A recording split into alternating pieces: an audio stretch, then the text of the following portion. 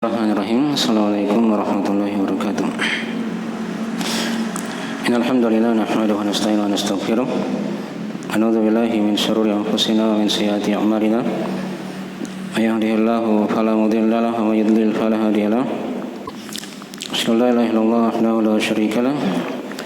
Asyhadu anna Muhammadan abduhu wa rasuluh sallallahu alaihi wa alihi washabbihi wa man tabi'ahum bi ihsan ila yaumiddin amma ba'du.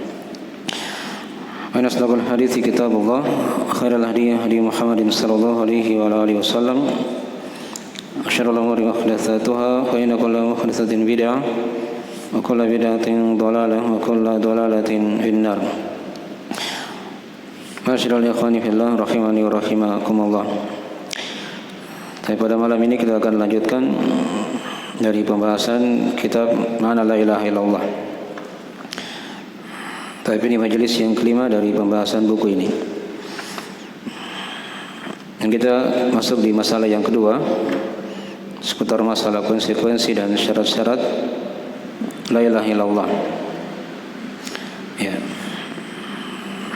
Dan sudah diterangkan dari pembahasan sebelumnya, dari pembahasan awal di poin yang kedua ini. Yang pertama dilihat di situ di diktat ya, yang ditulis oleh Ustadzul Qarnain radhiyallahu taala dari poin pembahasannya, memahami keadaan kaum munafikin, memperjelas bahwa la ilaha illallah bukan sekadar pengujaran dengan lisan, maksudnya pengucapan dengan lisan. Ya, ini sudah kita terangkan ya. Maksudnya kalimat ini tidak cukup diucapkan dengan lisan saja.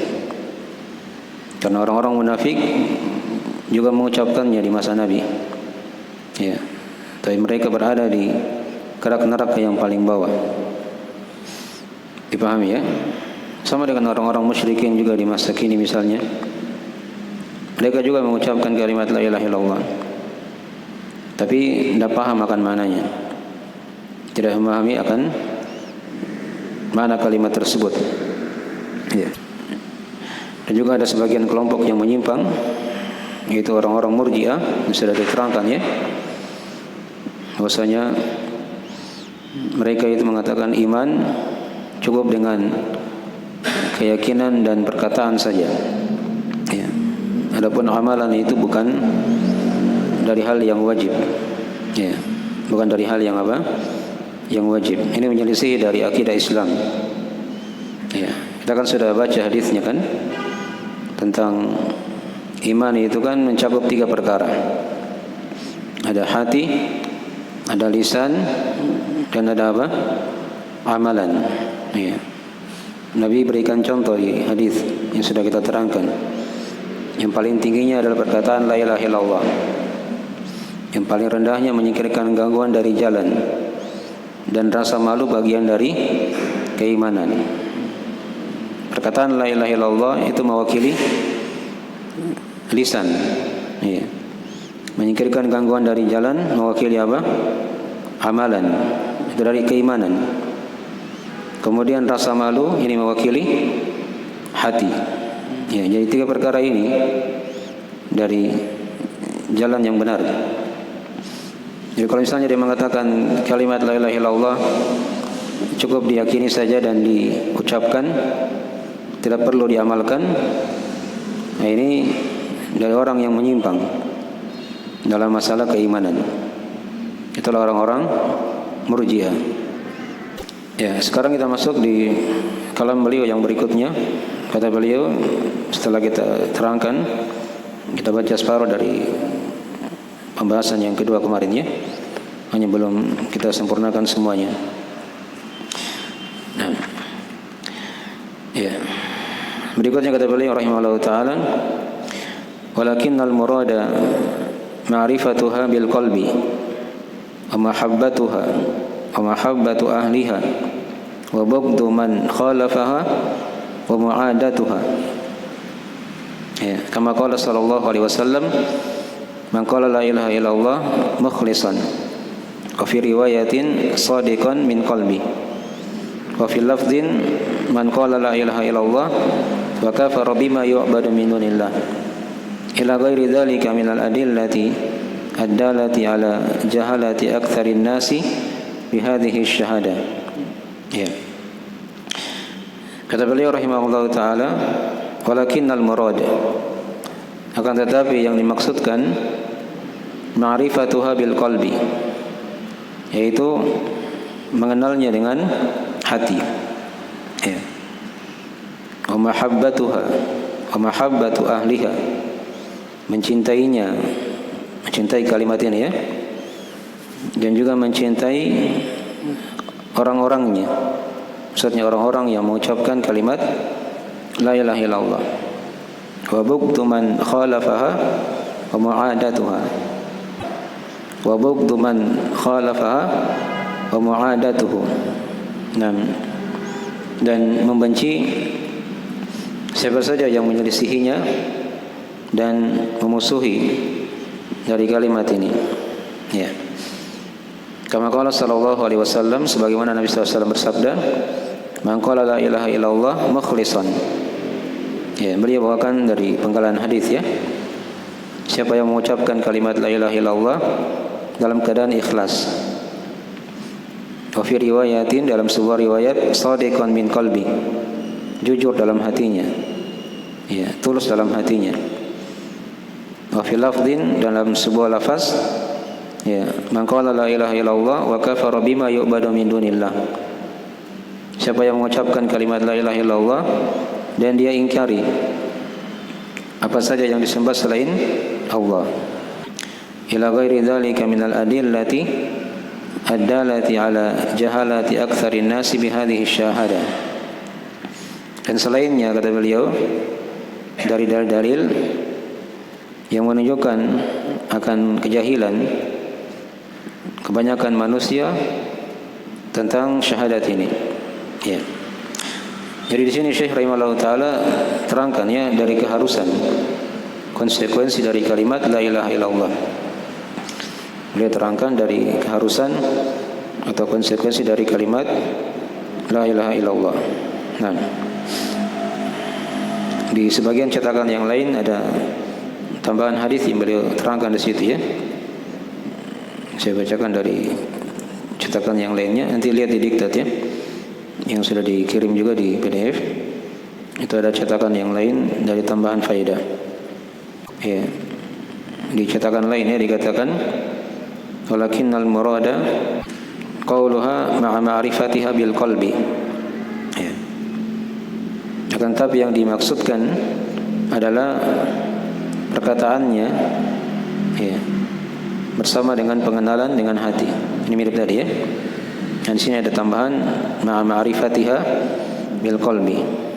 Nah, di sini Syekh sebutkan 3 dalil ya, lafaz hadis. Di cetakan yang lain beliau sebutkan, di nuskha yang lain ya, beliau sebutkan ada 4. Yang pertama sama tadi, man qala la ilaha illallah mukhlishan, ya, fi riwayatin khalisan min qalbi. Ya, itu ada tambahan seperti itu ya. Khalisan min qalbi, ikhlas dalam hatinya. Ya, setelahnya sama semua. Ya. Kemudian di akhir dari ucapan beliau tadi dicetakan yang lain dikatakan ila ghairi dzalika minal ahadits. Kalau tadi kan yang kita baca ila ghairi dzalika minal adillah. Ya. Dan selainnya dari hadis-hadis. Nah, baik. Jadi ini kita padukan ya dari sebagian cetakan yang ada seputar masalah ini, tapi maknanya sama. Ya, hanya ada tambahan khalisun min qalbi tadi. Ada 4 hadis di nuskha yang lainnya. Nah, jadi di sini beliau sudah isyaratkannya kepada kita bahwasanya kalimat ini ada konsekuensinya, ada syarat-syaratnya, ada keharusan-keharusannya. Di awal sudah beliau isyaratkan ya dari pembahasan ini. Walaisal muradu qaulaha bil lisan ma'al jahli bi ma'naha. Itu di awal sudah kita terangkan ya. Dan bukan maksud dari perkataannya ini dengan lisan bersama dengan kejahilan akan maknanya. Jadi kalimat ini harus ditahu maknanya. Ya, itu yang dikatakan ilmu. harus diilmui. Nanti kita akan rinci dari adillah ya dalam masalah ini. Apa itu ilmu la ilaha illallah? Ilmunya kan hanya dua saja, ringkas. Kalimat la ilaha illallah ada berapa kata? Ada 4 kata kan? Yang pertama la, yang kedua ilaha, yang ketiga illa, dan yang keempat apa? Nama Allah. Ya. La ilaha illallah. Dari 4 kata ini terbagi dua ilmu dari la ilaha illallah. Yang pertama dikatakan la ilaha. Ya. La artinya tidak ada. Ilaha artinya yang disembah. Ya. Al-ma'bud. Ya. Ilaha artinya apa? Al-ma'bud. Itu mana ringkas. Diterangkan dalam ayat-ayat Al-Quran Al-Karim. Ya. Illa, kecuali Allah. Kan begitu. Tidak ada yang disembah ya, kecuali Allah. Itu terjemahan kata perkatanya. Tapi kalau dilihat dari sisi bahasa Arab, la ini kalau dalam bahasa Arab dia namanya la nafiyah lil jins. Ya. La yang menafikan seluruh jenis. Ya. La yang menafikan seluruh apa? Jenis. Ya kalau yang kita pelajari kan mungkin di durus logo atau di buku-buku bahasa Arab yang lain, kalau la artinya kan tidak ada atau tidak. Itulah yang biasa. Tapi ada la yang lain. Ya. Yang dia ini masuk pada kalimat-kalimat, pada mubtada khabar. Ya. Ada isimnya, ada khabarnya nanti. Ya.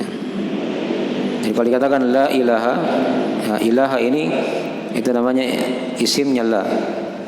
Jadi dia menafikan seluruh jenis. Di situ ilaha hanya satu saja, ilah. Tapi di sini apa? Melingkup, mencakup semua jenis yang disembah.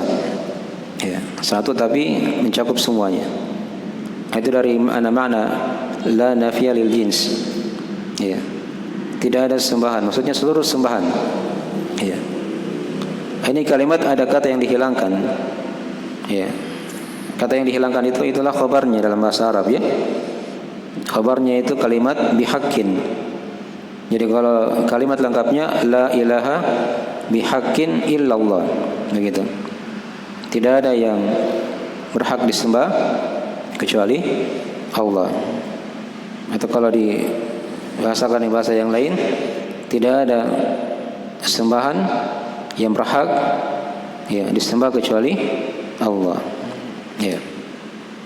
Dipahami ya? Illa ini kecuali. Ya, dia ini kalimat yang datang untuk membedakan sebelum dan setelahnya. Jadi kalau sebelumnya dinafikan, ditiadakan segala yang disembah selain Allah, nah, setelah illa itu ditetapkan kecuali hanya Allah, gitu kan, yang disembah semata. Ya, ini meringkas dari kalimat la ilaha illallah. Jadi ada penafian, ada peniadaan, ada apa? Penetapan. Nafyun dan itsbat nanti akan diterangkan ya di pembahasan yang ketiga. Ya, tapi ini kita tahu dulu sedikit, walaupun ringkas, walaupun nanti akan diterangkan oleh beliau nanti di masalah yang ketiga, ya, atau di pembahasan yang ketiga. Nah, jadi la ilaha itu dua rukunnya, ada penafian, ada penetapan. Penafian tadi yaitu menafikan segala yang diibadahi, yang disembah selain Allah, ditolak semuanya. Apakah dia para nabi atau malaikat atau orang-orang soleh atau jin-jin, bebatuan, pepohonan, ya terserah apa saja, ya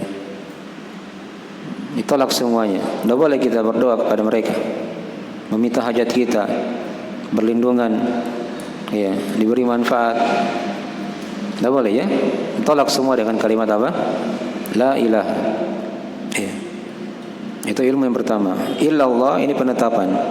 Setelah ditolak semuanya yang disembah selain Allah, barulah ditetapkan Yang diibadahi itu hanyalah Allah Subhanahu wa taala. Ya. Itu makna dari la ilaha illallah secara ringkas. Tidak boleh seorang jahil ya. Itu konsekuensi dari kalimat la ilaha illallah. Dia sudah ucapkan, dia harus ilmui. Ya. Dan ilmu ini dipahami oleh orang-orang musyrikin di masa Nabi sallallahu alaihi wasallam. Sudah kita bahas ya di kitab yang pertama tentang bagaimana pahamnya kaum musyrikin itu di masa dahulu ya akan kalimat la ilaha illallah. Mereka tidak mau ucapkan. Mereka tidak mau mengucapkannya. Ya. Baik, itu satu konsekuensi ya. Beliau sudah singgung. Ya. Ada konsekuensi yang kedua tadi diterangkan yang sudah kita baca. Ya. Walakinnal murada ma'rifatuha bil qalbi. Akan tetapi yang dimaksud di sini adalah mengenalnya dengan hati. Ya. Jadi ada ilmu tadi ya, sudah diingatkan. Wa mahabbatuha wa mahabbatu ahliha. Ini juga dari konsekuensi dari kalimat la ilaha illallah. Dia cintai kalimat itu. Dia sudah ucapkan, dia ilmui, dia cintai. Dan dia cintai juga orang-orang yang mengucapkannya. Ya, dari kaum muslimin. Ya, ini cinta karena Allah ya. Cinta karena Allah Subhanahu wa taala. Ya. Dan sebaliknya, ya. Kalau tadi dia ilmui, tidak boleh dia jahil. Nah, ini diingatkan, dia cintai ya, kalimat tersebut, tidak boleh dia benci. Tidak boleh apa? Dia membencinya. Ya, bahkan dia harus benci orang-orang yang menyelisih dari kalimat la ilaha illallah dan memusuhinya. Dipahami ya? Baik. Ini dari konsekuensi semua ya. Sudah dua. Ya. Konsekuensi yang ketiga, beliau bawakan hadis di situ. Kama qala sallallahu alaihi wasallam, man qala la ilaha illallah mukhlishan. Dalam riwayat yang lain tadi tidak ada dicetakan ini ya, dicetakan yang lain dikatakan khalisan min qalbi. Kalau hadis lengkapnya diterangkan itu dalam hadis ya, man qala la ilaha illallah ya, khalisan min qalbihi dakhalal jannah. Ya. Siapa yang mengucapkan kalimat la ilaha illallah dalam keadaan ikhlas dalam hatinya, maka dia masuk ke dalam apa? Surga. Yang sudah tiga, ada keikhlasan dalam mengucapkan kalimat ini. Ya, ini dalam riwayat Al-Bukhari ya. Nanti dikasih keterangan di situ dalam hadis riwayat Al-Bukhari. Ya. Yang lafaz man qala la ilaha illallah mukhlishan, di riwayat yang lain dikatakan khalisan min qalbi. Ya. Jadi harus ada keikhlasan. Apa lawan keikhlasan? Ya, kesyirikan atau riya misalnya kan. Jadi jangan diucapkan kalimat ini dalam keadaan dia riya misalnya, ingin dilihat oleh orang, didengar. Tidak boleh seperti itu ya. Itu bukan orang yang apa? Yang ikhlas. Ya. Dia beribadah kepada Allah ikhlas karena Allah. Itu dari ciri orang yang berla ilaha illallah. Artinya kalau dia beribadah kepada Allah tapi dia pamer misalnya, ingin dilihat orang, ingin didengarkan orang, maka ini dari orang yang tidak benar kalimat la ilaha illallahnya. Ya, akan masuk kepada kesyirikan. Ya, masuk kepada apa? Kesyirikan. Ikhlas, tidak boleh dia berbuat kesyirikan atau riya. Baik, sudah berapa itu? Sudah tiga ya. Dari konsekuensi kalimat la ilaha illallah.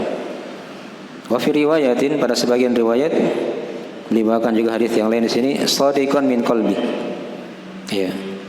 Shadiq ini ya kalau diterjemah ke bahasa Indonesia itu punya banyak makna ya. Kalau dia berkaitan dengan hati, itu berarti maknanya tulus. Ya. Dia tulus dalam hatinya. Kalau berkaitan dengan lisan, dia shadiq artinya dia jujur. Ya. Lisannya jujur. Bicaranya benar, gitu kan? Tidak dusta. Kalau berkaitan dengan amalan perbuatan, ya, shadiq itu dia bermakna kesungguhan, bersungguh-sungguh. Ya, itu tiga makna dari as-siddiq.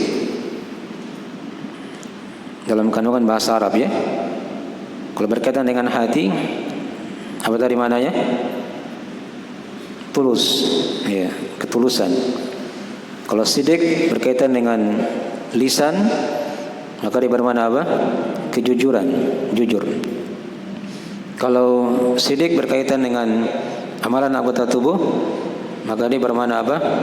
Kesungguhan, sungguh-sungguh. Dipahami ya? Ini mana dari kalimat as-sidik.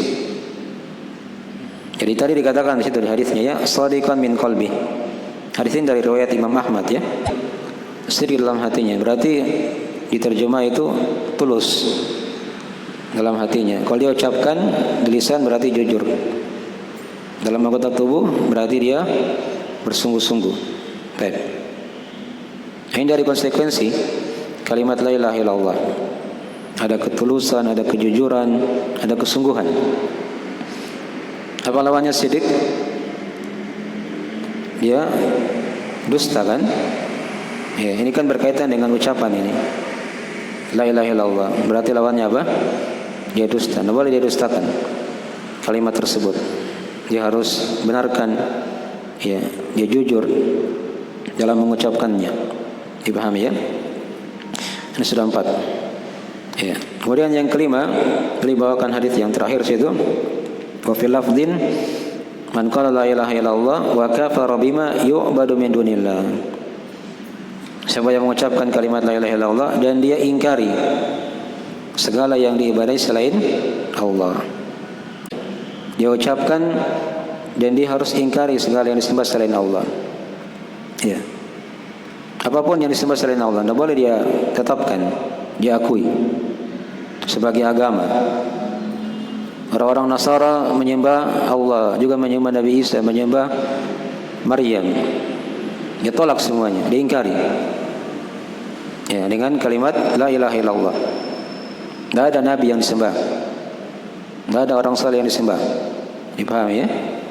Orang-orang Yahudi sembah Allah, sembah juga Uzair, orang saleh dari Bani Israel. Ya, ditolak dengan kalimat la ilaha illallah. Sebagian agama juga ada yang menyembah matahari, menyembah bulan. Ini sudah kita terangkan ya di kitab yang pertama, Al-Qawaid Al-Arba'ah. Ya. Ada juga yang menyembah patung, terang-terangan dia sembah patung. Ya. Dipahami ya? Oke, ini ditolak semua dengan kalimat la ilaha illallah wa kafara bima yu'badu min dunillah. Yang dia ingkari apa saja yang disembah selain Allah. Jadi di sini Syekh terangkan ada 5 konsekuensi dari kalimat la ilaha illallah. Ada ilmu, tidak boleh dia jahil. Yang kedua tadi apa? Ada kecintaan, tidak boleh dia benci kalimat tersebut. Yang ketiga apa tadi? Ikhlas, ya. Dalam hatinya tidak boleh dia berbuat kesyirikan. Yang keempat as-sidik, tulus, jujur, bersungguh-sungguh tadi ya. Lawannya apa? Dusta. Yang kelima tadi dia ingkari segala yang disembah selain Allah. Lawannya tidak boleh dia tetapkan. Jangan diakui agama itu. Ya. Nah, di sini letak kesalahan ya. Orang-orang yang mengakui benarnya semua agama. Ya. Semua agama benar. Islam benar, Nasara juga benar, Yahudi benar, dan seterusnya. Ya. Itu kalau dibilang seperti itu berarti belum betul kalimat apa? Tauhidnya ini, kalimat syahadatnya. Nah, di antara dari konsekuensi orang yang mengucapkan kalimat la ilaha illallah, dia harus ingkari segala yang disembah selain Allah Subhanahu wa taala. Boleh ditetapkan. Ya. Lafaz yang terakhir ini dari riwayat Imam Muslim ya. Dari riwayat Imam Muslim. Ya. Jadi hadis-hadis yang dibawakan oleh Syekh ini semua hadis yang sahih. Dari hadis yang sahih. Dipahami ya? Baik. Nah, dari sini dipetik kata para ulama ada konsekuensi dari syarat-syarat la ilaha illallah. Nah, di sini orang-orang munafikin terjatuh. Ya. Walaupun mereka anggaplah paham. Misalnya ya, mana la ilaha illallah. Tapi di sebagian konsekuensi yang lain, syarat yang lain, mereka apa? Jatuh di situ. Seperti cinta. Iya. Malah dia cinta orang kafir. Iya.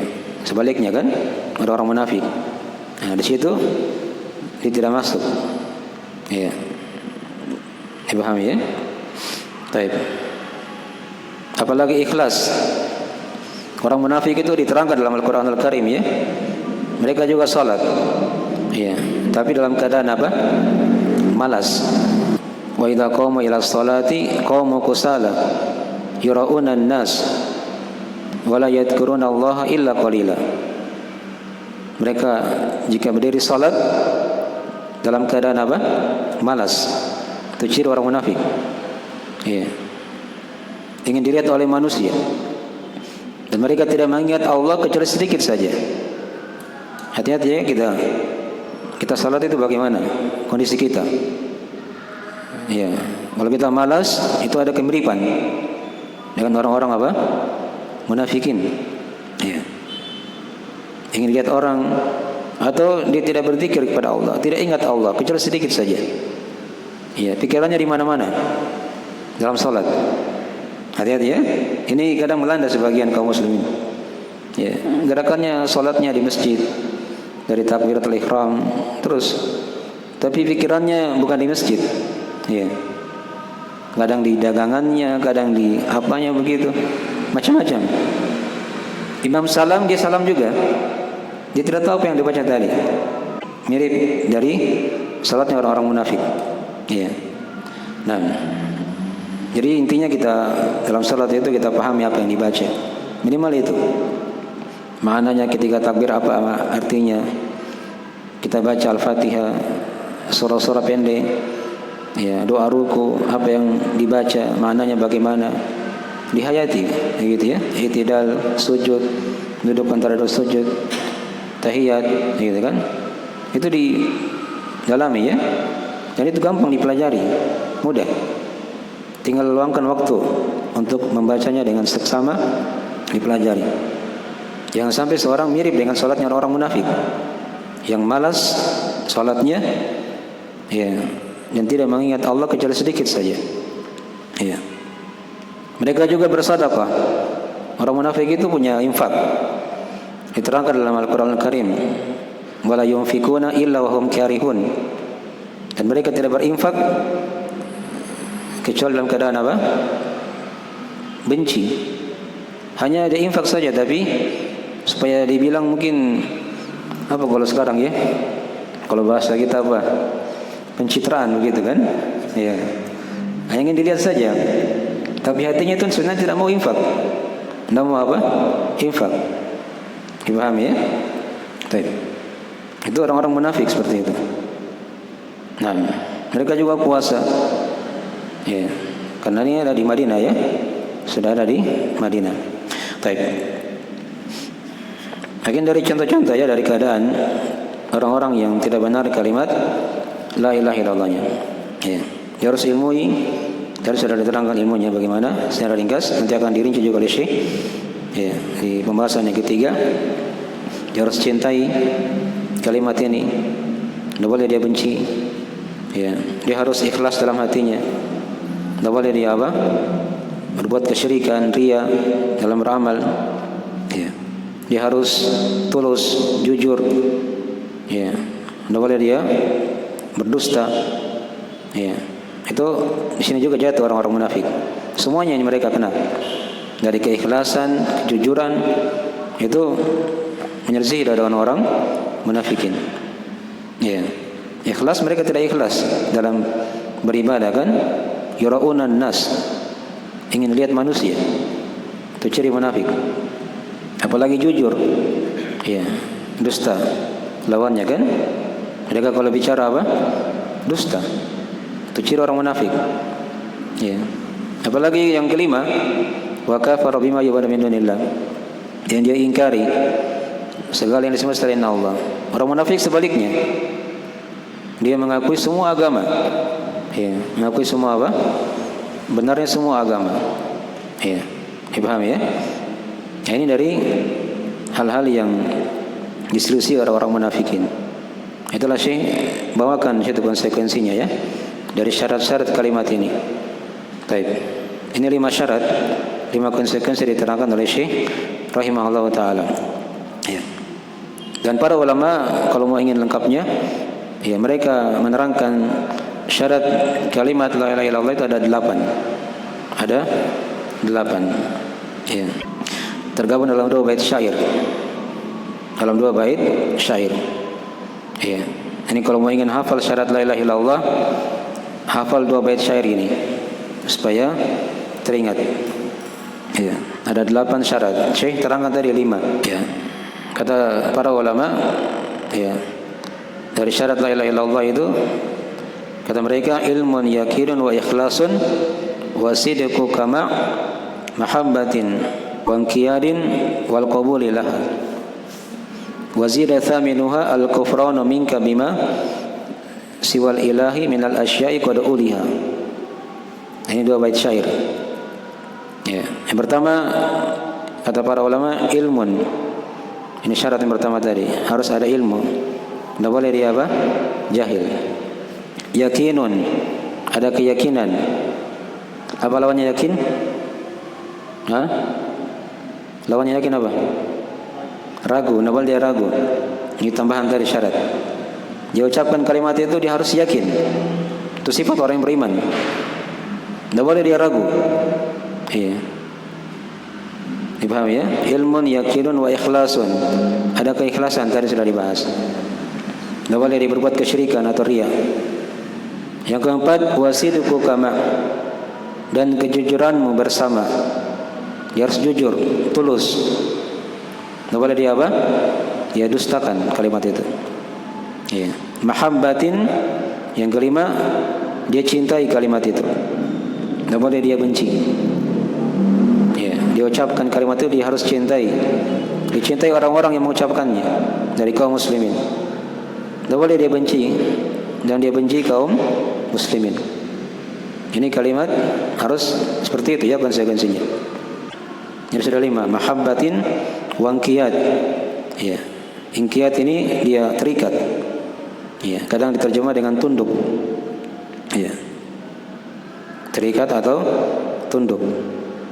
Dia patuh. Ya. Wal qabuli laha, dan dia menerimanya. Ya.